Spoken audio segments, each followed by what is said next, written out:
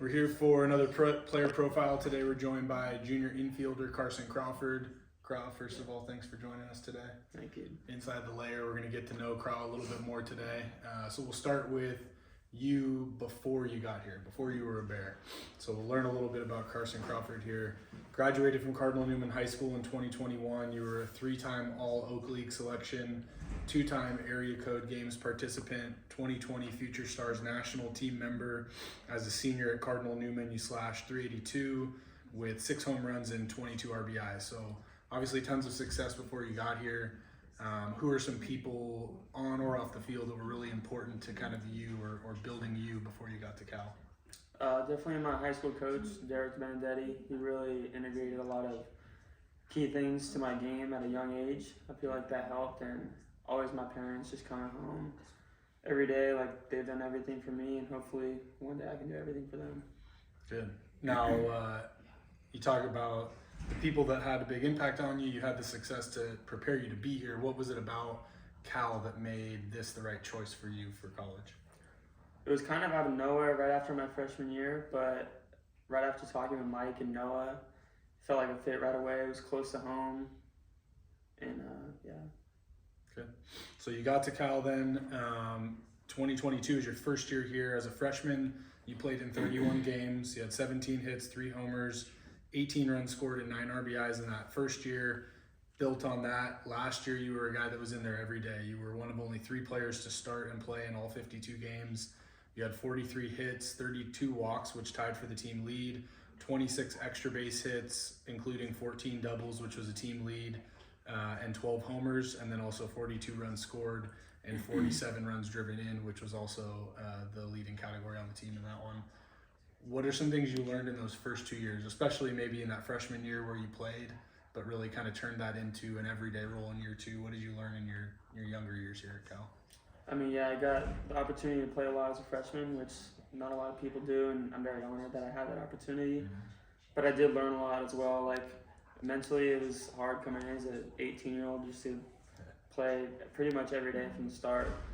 And I kind of dug myself in the hole with failure, like when I was failing right away.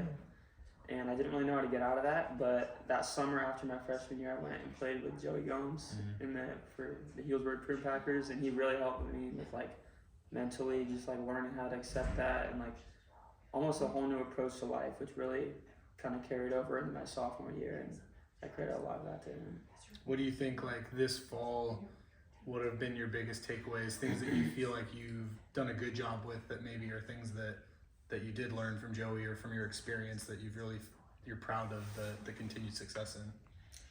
I mean, yeah, trying to build off the last one, like pressure kind of gets the best of young guys, and like people deny it, but at the end of the day, like it's gonna get to you, and you just have to know how to handle it when it does come. And as me and Noah have talked about, pressure really isn't a thing, and I love that. It's like kind of this fall, I just every game like.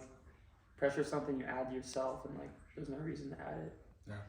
So when you talk about those things, like you know them now, but obviously you had to learn them, right? So you're in a group now that's really kind of a 50-50 split. You've got guys like you, a lot of leaders that have a ton of experience, but you also have a big chunk of this roster that's true freshmen that they're learning just like you, especially in the infield. You got some young bucks with you that are figuring it out every day. What are some things you've learned as a leader as you try to teach those guys the things that you learned when you were younger?